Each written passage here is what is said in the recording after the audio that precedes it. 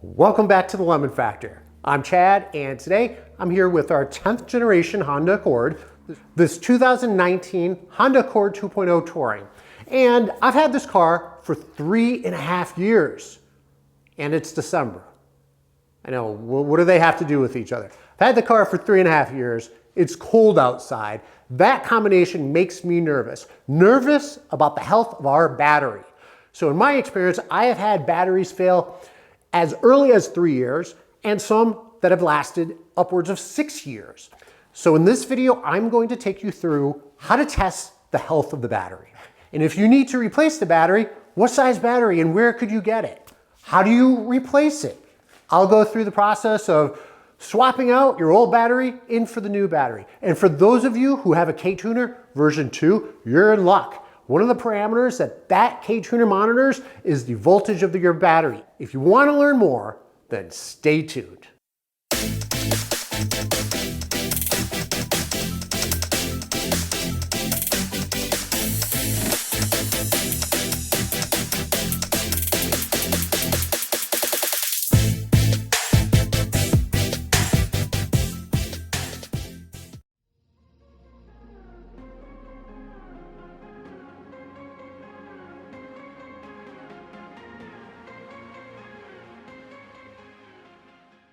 I'm going to test our battery to see if the voltage indicates that it's healthy. So what you're looking for is a voltage ideally between 12.4 and 12.7, 12.8 volts. What you want to do is take the voltmeter, put the positive to the positive, the negative to the negative.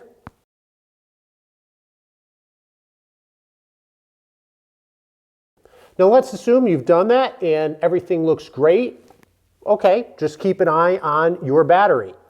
If in checking your battery's health, you notice that the terminals are dirty, highly advised to clean those. And you can either clean those with like a wire brush, a Brillo pad, you can clean those with a mixture of baking soda and water. That helps a lot, but a nice clean terminal ensures that you have a complete contact.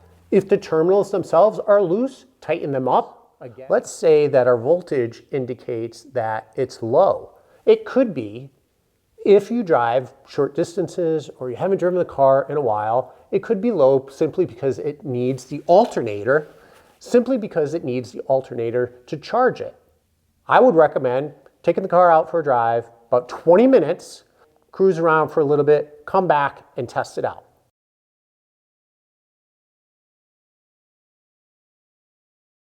For those of you who have a K-Tuner version 2, you can opt as one of your 9 sensor readings, you can opt to monitor the voltage of your battery.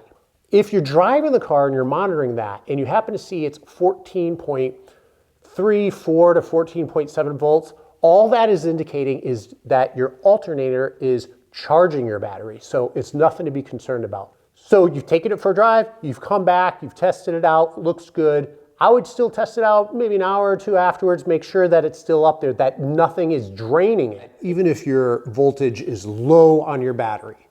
After you've put it on a charger, after you've driven the car, you've come back and it's still low, it doesn't absolutely mean that you need to replace your battery. You could have some parasitic draw on your battery that's draining your battery and preventing your battery from holding the charge. You could have a problem with the connection between the alternator and your battery, or a problem with the alternator altogether.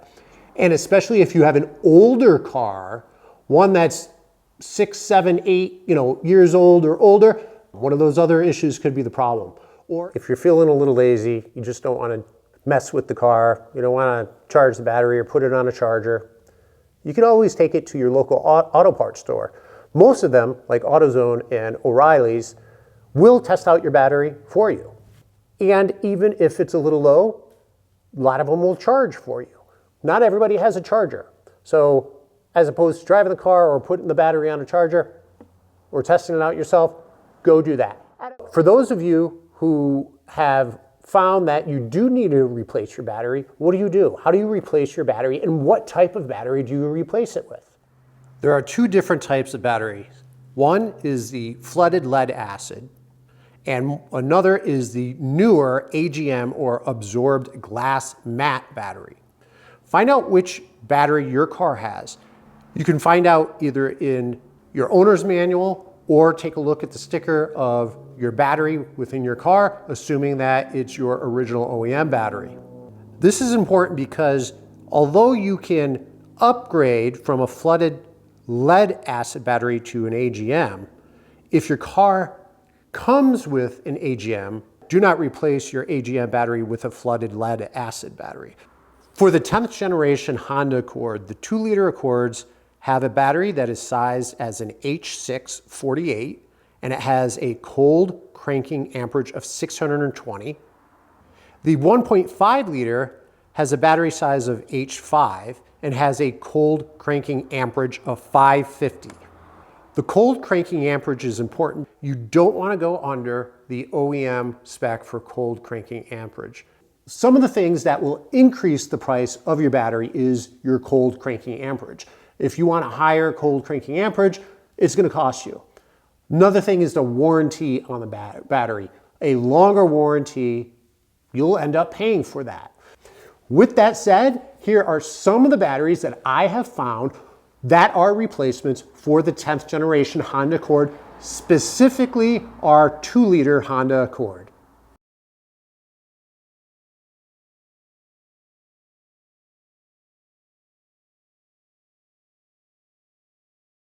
When you have your new battery, what you'll want to do is disconnect the negative battery terminal first. You then disconnect the positive battery terminal.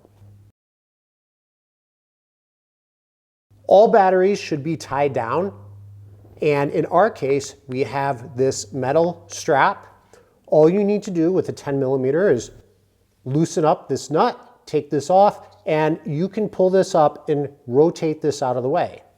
Following which, you can then pull your battery out. If you can see here, our battery is in a sleeve or a case, and the reason for that is two things that are very detrimental to the life of a battery is heat, and this sleeve helps protect the battery from heat and from movement, and this tie down prevents the battery from going anywhere. As you pull the battery out, your new battery, put it in the sleeve and make sure you retighten the tie down for your battery. When you reinstall it, positive first, then negative. You know, if you're buying a battery at AutoZone or O'Reilly's, your local auto parts store, chances are they're going to install it for you. I hope you found this video helpful. I think we're done for today. I want to thank you very much for joining, and until next time.